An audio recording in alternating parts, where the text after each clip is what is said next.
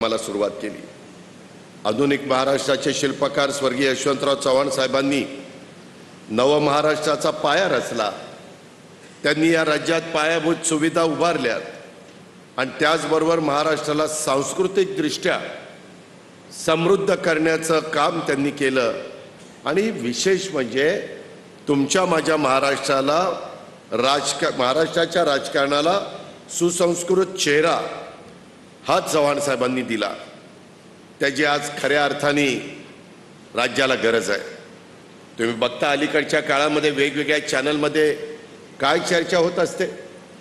अनेक विकासाचे प्रश्न ह्या महायुतीच्या सरकारच्या माध्यमातून देवेंद्र फडणवीस असतील, एकनाथराव शिंदे असतील, मी असेल आणि अदिती तटकरे असतील, आम्ही सगळेजण मंत्रिमंडळातले सहकारी त्या योजना पूर्ण कशा करता येतील, आमच्या लाडक्या बहिणींना आपल्याला कशा पद्धतीनं मदत करता येईल, आपल्या शेतकऱ्यांना कष्टकऱ्यांना कशा पद्धतीनं आपल्याला विजेमध्ये सवलत देता येईल, गोरगरिबांच्या मुलांना मुलींना दर्जेदार शिक्षण मिळण्याच्या करता कोणत्या कोणत्या केंद्रातल्या राज्यातल्या योजनेचा फायदा त्या गरीब माणसाच्या कुटुंबाला आपल्याला देता येईल, हा सतत प्रयत्न देशात नरेंद्र मोदी साहेबांच्या नेतृत्वाखाली एनडीएचं सरकार काम करत आहे।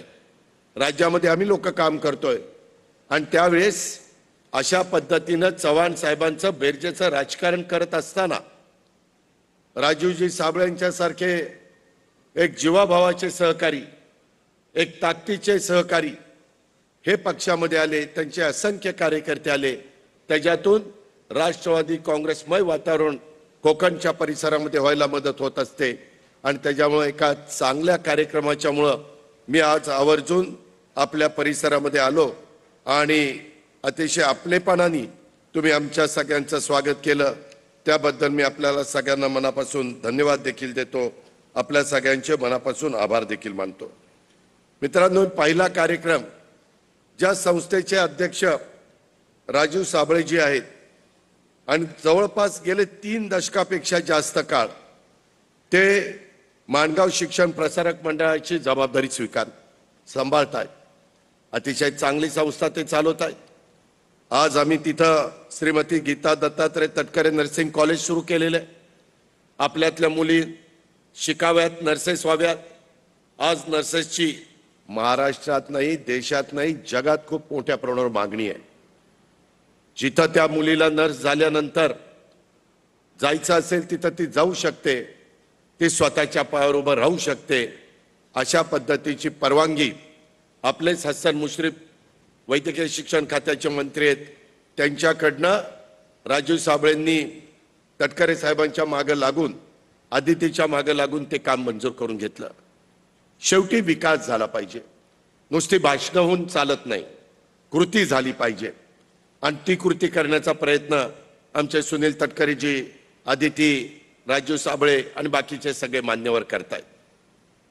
आणि ह्याच्याकरता जर कुठला निधी लागला, विशेषतः राज्याचे विकासाचे प्रश्न सोडवण्याच्या करता, मला आठवतंय मागच्या वेळेस मला तटकरे साहेबांनी असंच वेगवेगळ्या कार्यक्रमाच्या निमित्तानं बोलवलेलं होतं आणि त्यावेळेस सांगितलं की एक पुस्तक लिहावं लागेल पुणे मुंबई गोवा, पुणे गोवा महामार्गावर।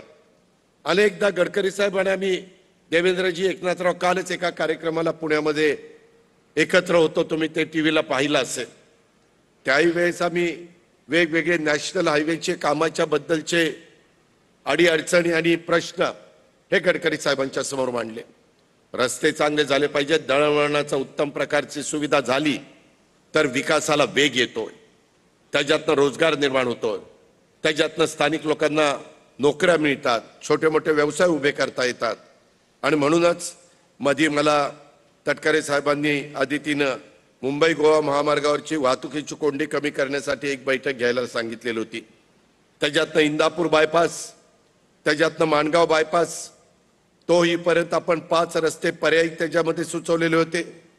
त्या रस्त्यांना मंजुरी मिळण्याच्या करता थोडंसं नगर विकास खात्याकडे गेलं, त्याच्यात काही बदल करण्याची गरज आहे। आत्ताच तटकरे साहेब मला सांगत होते, मी ताबडतोब माझ्या डीसीएमच्या सेक्रेटरीला फोन केला आणि सांगितलं सोमवारी ते काम करून घ्या।